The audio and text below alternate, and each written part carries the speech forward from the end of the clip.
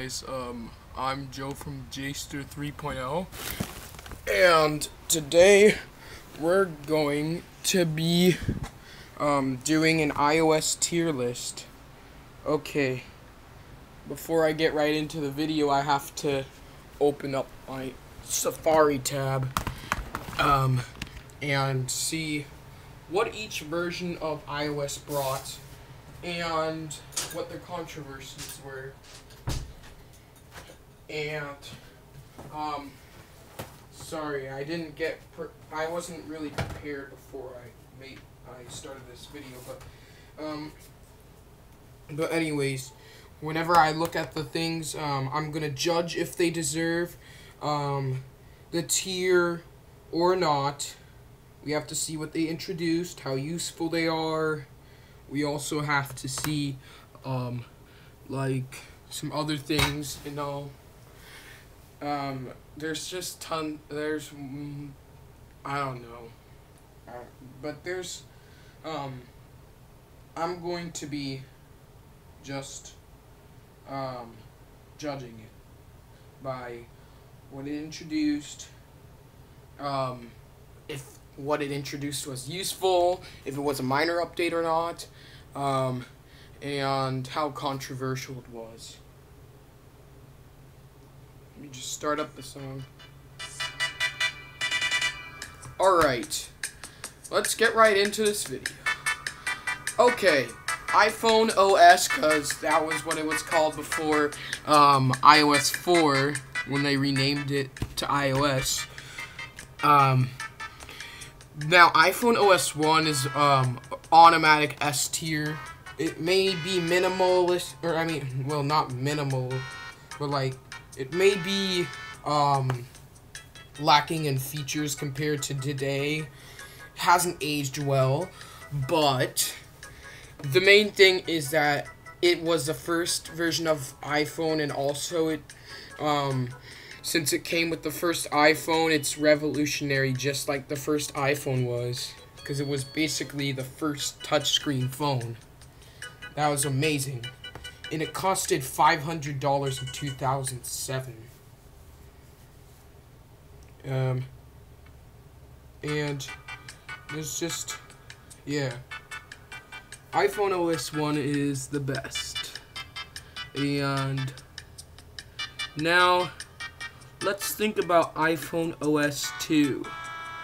Okay, so iPhone OS 2, what it added was, it added like 3G support for the iPhone 3G, you know, because the iPhone 3G came out with 3G, but it didn't add that to the iPhone 1. But it added App Store, because the first version like didn't have an App Store. Yeah, that was one of the bad things. I'm removing the first version to A tier. Some of these rankings might change whenever you compare them to the previous version, you know? Okay, iPhone OS 3, the last one to go by iPhone OS. Let's see what that introduced, if it was even useful. Okay, oh, this added a lot. It's gonna probably get an S tier. I'm just gonna put it right there, because it added voice memos, cut, copy, and text for images, third-party accessories attached to iPhone. Like, it allows the app's developers to access those. Adds support for in-app purchases. Adds MMS messages app, which replaces SMS for iPhone 3G and 3GS only. Yeah, that's deserving of an S tier there. I don't think there's really any problem with that. Unlike, say, the future versions like iOS 7. That one had a big problem. Like, for some people. Okay, iOS 4. Oh, iOS 4. So, let's see. What did iOS 4 add? More than 1,500 new APIs. multitasking, final version for second generation iPod Touch, and it was also for iPhone like 3G too. Yeah, the iPhone 3G. That's where its support had ended. Now, it made the iPhone 3G slow, and also, it didn't really add that much. It's just 1,500 APIs, and a final version for the iPhone 3G and the iPod 2. So this falls at an A or a B tier. I kind of want to put it at a B tier because I don't really think it added that much, and that goes in like a mid tier to low tier whenever you don't add that much.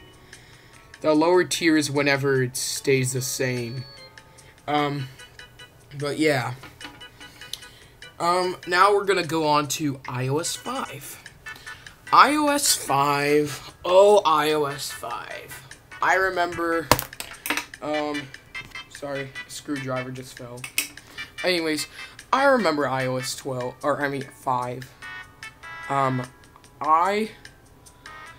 Okay, so 2011. I was like 7 years old when I started using it. I mean, like, when I didn't use it that much. I mean, when the first iPhone was introduced, I was 3. But this is 4 years later. I remember I used my parents' iPhone a few times on iOS 5.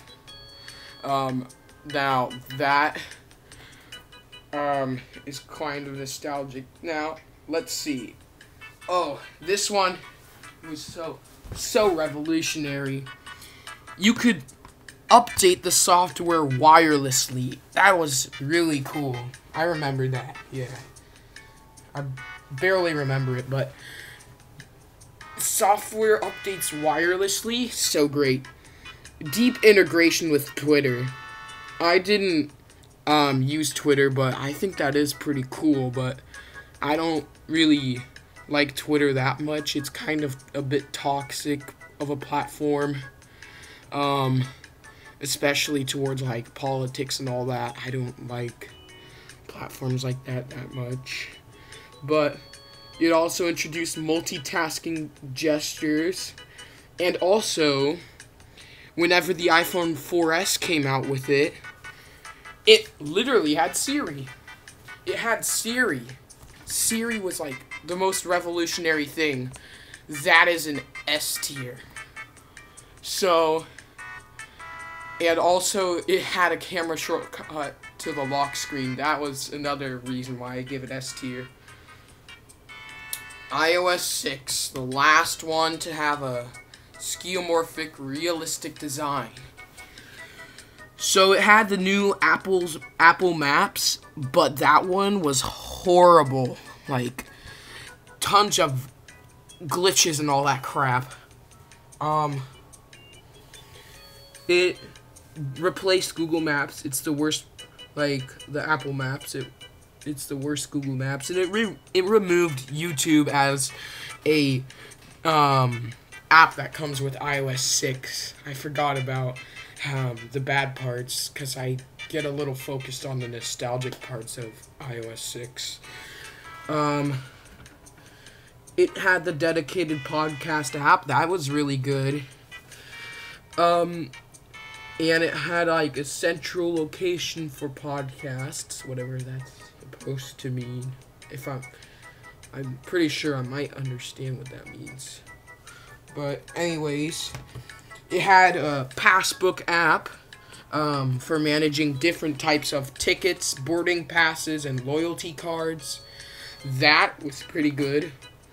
I think it deserves somewhere between A and S. I might put it at A for now, because minus the Apple Maps, that one sucked a lot. Alright. Now we're on to one of the most revolutionary besides like iPhone OS 1 and iOS 6. iOS 7. Oh wait, I'm gonna have to look for the tab. Alright, so iOS 7, it introduced a new design. Some people hated it, some people liked it. I kind of liked it at first, but I've grown tired of the design. It also, like, had the flatter icons. The apps, like, whenever you moved your phone around, it would literally, like, track, like, your eye movement or something. Wait, I don't know how to explain it, but whenever you move the phone, like, to the side, you could literally see all the apps still. And, like, they were nice and clear.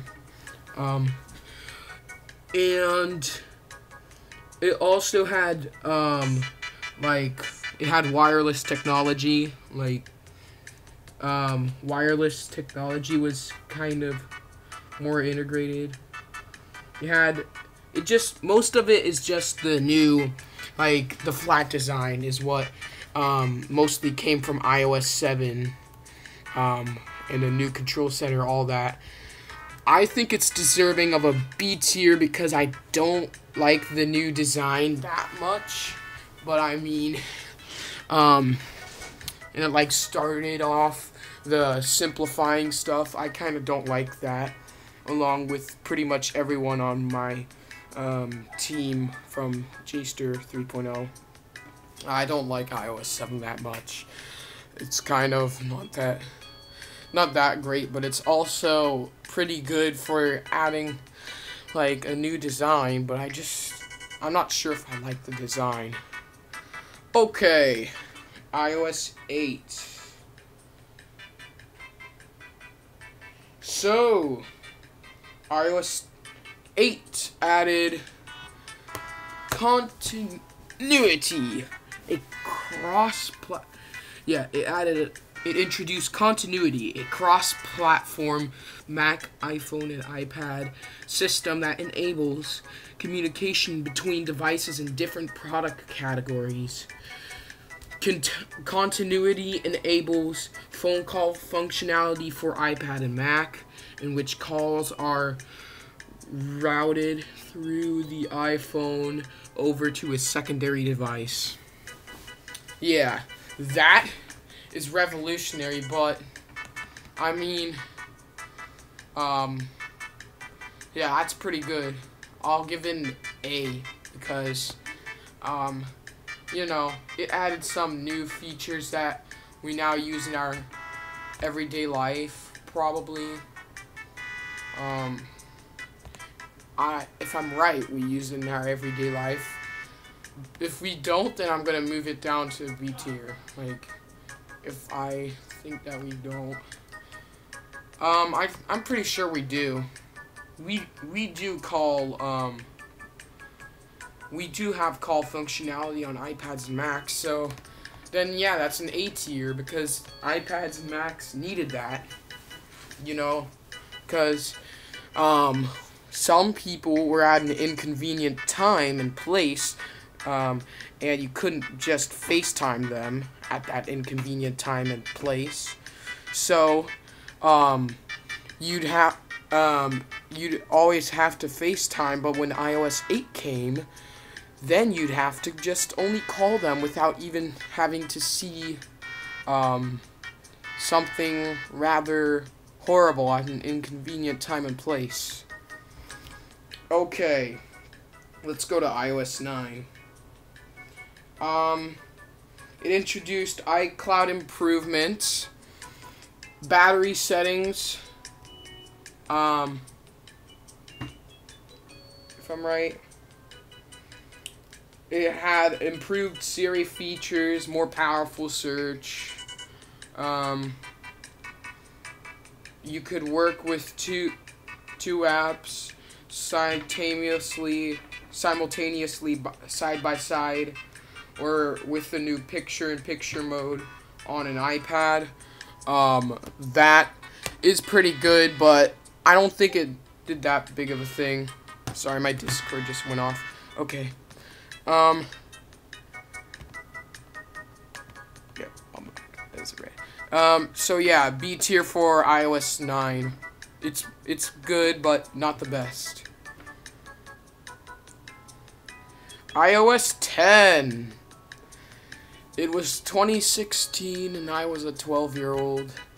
And I had my first iPhone with iOS 10. An iPhone that was a iPhone 5S that was given to me by an uncle. Okay. Let's see. iOS 10 did it gives third-party developers access to APIs to 3 major iOS apps: Siri, Messages, and Maps. That's really good. Let's see. You could turn certain activities into Siri voice commands, allowing users to speak voice queries into Siri personal assistant, and Siri returning results from respective apps. That is really good. That will get an A tier, or maybe a S tier for the sake of nostalgia, and also the features that it added. It also added the access control center from lock screens. That was really good. iOS 11. I kind of don't like iOS 11 that much. I think I would give it a C, but it did add a new app store, proactive and intelligent Siri, improvements to camera and photos, augmented reality technologies, and immersive experiences. I think I'm going to give it a B, because I was able to use it because I remember I had it because the iPhone 5S was the first 64-bit iPhone, which we're probably going to be doing a tier list on that next, maybe with a different member, or maybe I'll be able to do that like video, because we have multiple members on our Jayster 3.0 team. If you guys haven't seen the other videos that we made about it. But, I mean, we're probably going to review Apple products, maybe even together, like, the entire team together. We're not sure yet. We haven't planned that out yet. Okay, now let's see iOS 12. Oh, crap, I hate iOS 12 so much. It introduced screen time, the worst abomination ever. That, deserves a D tier, maybe. I'll just put it, but let's see what it introduced, though. Notification preview using haptic touch on iPhone XR. Dual SIM with eSIM for XR. And XS Max, and the iPhone XS, like the one that's not Max, and also one tap to flip between the rear and front facing camera during a FaceTime call. Okay, whatever you say, I don't really care that much about it. I'm gonna give it a C tier, though. It's still gonna get some hate for introducing screen time. I had screen time for a while. I always had to change the time, so that the limit would go off, because there was a certain limit that would happen at 10 p.m., so I'd set the time to 10 a.m., which I was actually...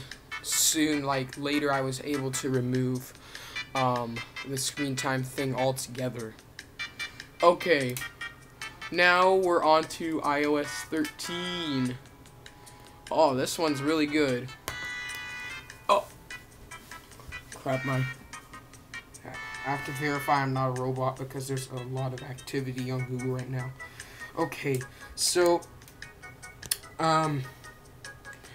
iOS 13 introduces a dramatic new look for iPhone with dark mode. Oh my gosh, that's so good. And a new way to sign into apps and websites with just a tap. New ways to browse and edit photos. That's probably an A tier because it did have, it does still have time. But I mean, it didn't introduce it. Maybe I'll put it S tier or B tier. I mean, dark mode was really good, so I'm putting it on S tier because I love dark mode. I always have it on all my phones. Okay. Now, iOS 14 isn't on here, but let's just judge it. iOS 14, if it were on here, it would probably be about an S or an A tier. It's redesigned widgets on the home screen, a new way to automatically organize apps with app library, compact design for phone calls, and Siri. That's pretty good. I would put it on an A tier. Alright.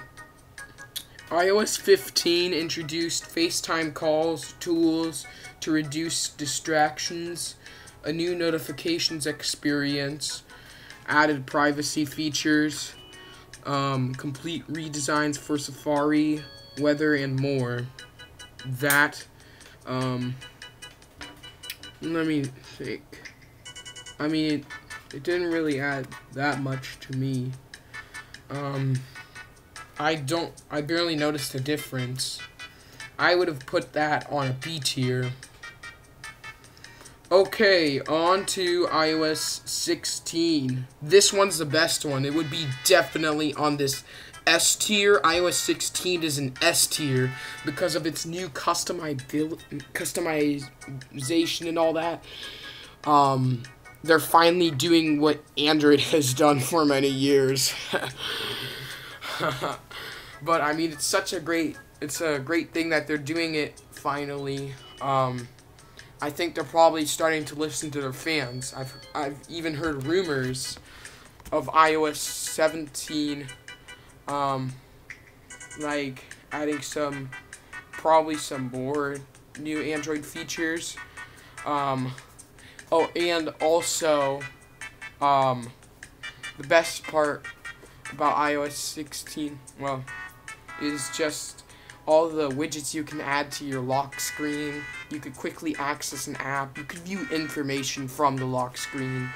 I can see how many emails are on my inbox. I can see all of that. Which really is making me really optimistic for what is possibly to come next. Yeah. And I think Apple's probably finally listening to some people, because I think now they're transitioning away from Lightning to USB-C. I mean, I personally don't like it because I don't have that many USB-C accessories and USB-C cords. But I mean, it's such a great idea too, because it's just so great, you know. Like for the customers and all them. And also, you can finally just charge all your devices with one device, because like the new MacBooks, new iPads are now USB-C, and iPhone's transition is forceful, kind of, because it's a required law in the UK. If they don't transition away, then they'll probably not be able to sell iPhones in the UK. So, yeah. Oh, and now for the final part. This is all my ranks. and all that. This is all the stuff I ranked. I'm not planning on changing it. I think I did great. Yeah, I think my like the way I judged it was just so great. I have perfect like judgment, I guess. Yeah, I have perfect. Just my opinion was perfect. Okay, now, what would you guys rank, the tier list, like, of iOS? What would you rank each version of iOS? Do you guys agree with me? Okay, now, it's finally time for our, update first, though. Okay, this is a little bit messy. But we're gonna, for our channel during the summer, we're gonna be having some fun, but, like, we're not gonna upload that much to the channel, probably, like, in 3 weeks, in, like, June, maybe 2,